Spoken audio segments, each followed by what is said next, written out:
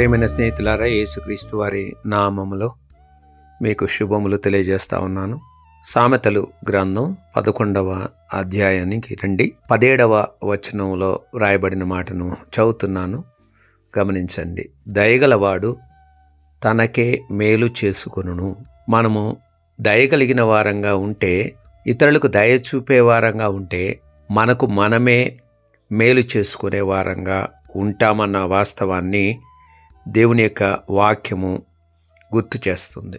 ఇతరుల ఎడల మనము ఔదార్యం కలిగిన వారంగా ఉంటే, మనము కూడా మన ఎడల ఇతరులు ఔదార్యంగా ఉండేటువంటి అవకాశము ఎల్లప్పుడూ ఉంటుంది. అది మనం గుర్తుపెట్టుకోవాలి.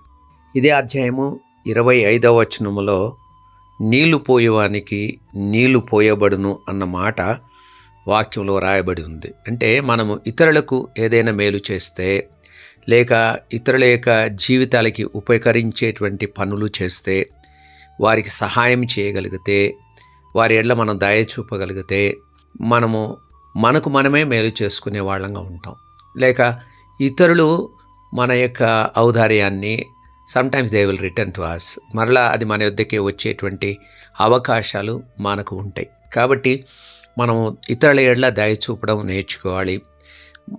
మన యొక్క ఇంటి వారి ఎడల మనం దయ చూపడం నేర్చుకోవాలి. తల్లిదండ్రుల ఎడల దయ చూపడం నేర్చుకోవాలి. పిల్లల ఎడల దయ చూపడం నేర్చుకోవాలి.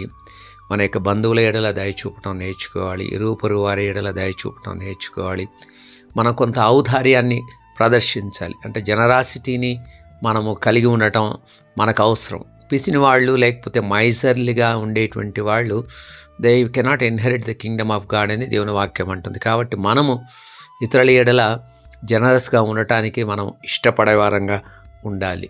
నీళ్లు పోస్తే మనకు కూడా దేవుడు నీళ్లు పోసేటువంటి అవకాశాన్ని దేవుడు కలగజేసేవాడుగా ఉంటాం. మనం కూడా పుష్టి ఉండేటువంటి వారంగా ఉంటాం. అలాగా ఈ దినమంతా ఏదో ఒక్క వ్యక్తికైనా మన యొక్క దయను, మన యొక్క ఔదార్యాన్ని, అలాగే మనం చేయగలిగిన సహాయాన్ని చేయడానికి, మన వంతు ప్రయత్నాన్ని చేయడానికి దేవుడు మనకు కృపానుగ్రహించును గాక.